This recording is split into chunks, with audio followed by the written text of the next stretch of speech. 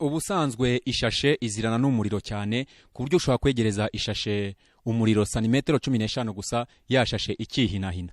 Ariko kuri ubu noneho tugiye kureba ukuntu ushobora guteka igi utekeye mu ishashe ugatereka mu mbabura yaka umuriro ryagira igashya kugeza ushobora no kurirya. Ni byoroshye ko abantu bose bakwiyumvisha ukuntu amazi mu ishashe yaterekwa mu imbabura yaka umuriro, keretse ubaye waracengewe n'ubugenge. Bamwe mu bantu twaganirije hari icyo batubwiye kuri ibi.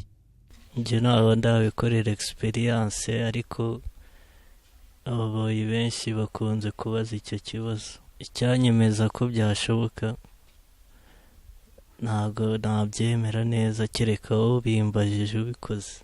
Gusa urumva byashoboka?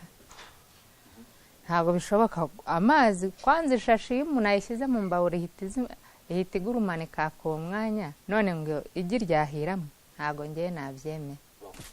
Kereka mbyikoreye nkabibona ko bibaye nibwo nabyemera, nkabona amazi arimo atogota nigira igashya nkarirya nkabibona.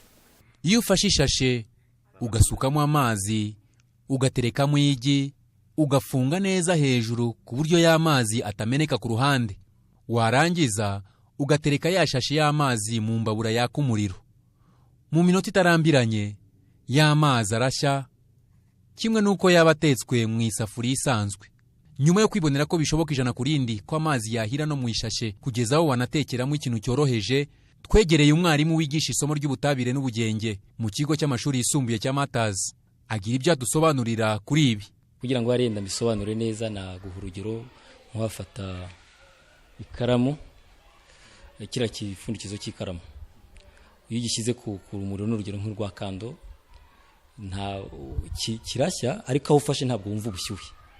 Noneho rero iyo ufashe umusumari wo ukawushyira ku muriro, uzabona ko nyuma y'igihe gitoya umusumari ntacyo, ariko uzabona ko aho wari ufashe mu nyuma y'igihe gitoya wumva ubushyuhe ku buryo ushobora no kujugunya hasi umusumari.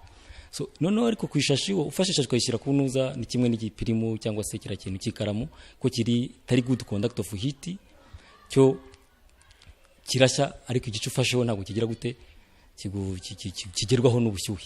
So uko bigenda rero kuri bira by'amazi, ishashi n'ubundi ntabwo ari good conduct of heat. Ubushyuhe bwagomba kuyitwika absorbed cyangwa se absorbe, buhita butwarwa n'amazi arimo imbere mu ishashi, ku nicyo gituma isashi idashya.